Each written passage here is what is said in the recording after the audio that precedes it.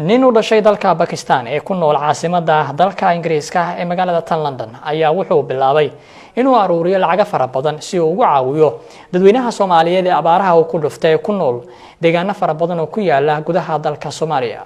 Arintani ayaa wixii soo jeedatay warbaahinta gaar ahaan warbaahinta Soomaaliyeed. wuxuuna ninkaani la kulmay mid kamid ah wariyaasheena magaalada London sida warbixintani uu ku eegayo Maxamed Qadar Ali Gaasan. nin u dhashay dalka Pakistan ayaa sameeyay arin cajiib ah taasoo ahayd kadib markii uu go'aansaday inuu lacag deeq ah u ururiyo dadka danyarta ah ee ay abaaruhu saameeyeen. ninkan ayaa u soomay dadkaas dhibku ku dhacay isagoo isdareensiinaya baahidu dhibta ay leedahay si uu la wadaago dareenkooda dadkaasi. ninkan ayaa hadafkiisu ah in uu soo ururiyo adduun lacageed oo gaaraya 10 milyan oo gini si uu ugu deeqo ummadda Soomaaliyeed.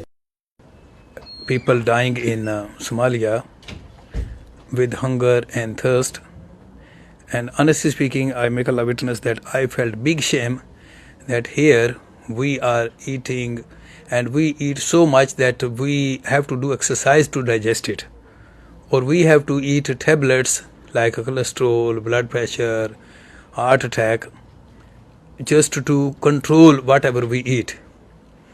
And here in Britain, or in America, or in Europe, or all the countries which are well off, people are dying because of too much food. So, Alhamdulillah, I have seen before, I'm raising, fundraising, doing fundraising from ages, but I hardly see people contribute 2 pound, 3 pound, 5 pound.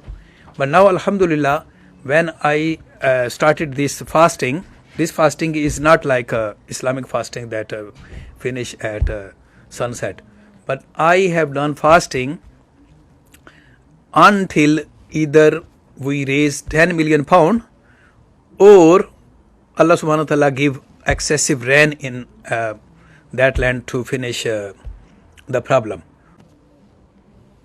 By grace of Allah, I have made a pledge that whatever contribution will be collected in best tutors from our staff and students, I will put equal amount to that to make it double and give inshallah to both of these charities equally.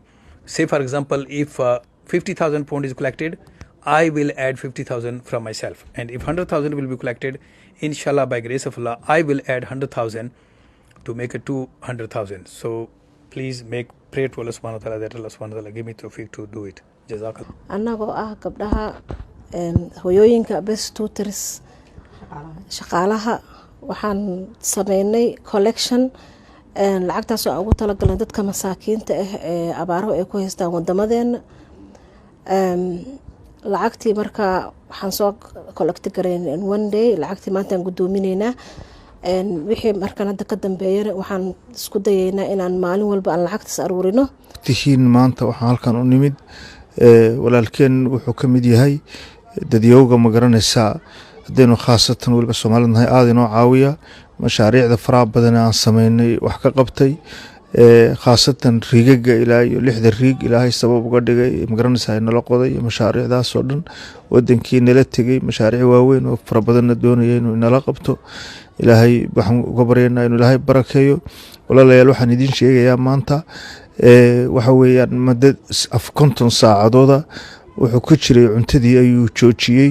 sababtoo cuntada uu joojiyayna wuxuu leeyahay waxa weeyaan waxa damiirkaygu isiin waayay baridood wadankii ka soo noqday iyadoo dadka walaalahayga ay baqtiyaan inaan aniguna ma garanaysaa aan dhergo sida daraadeed isagoo cuntayn karaya adduun haysta 100,000 lacagana hore inoogu deeqay haddana wuxuu go'aan ku gaadhay inuu ma garanaysaa cuntada uu iska taago.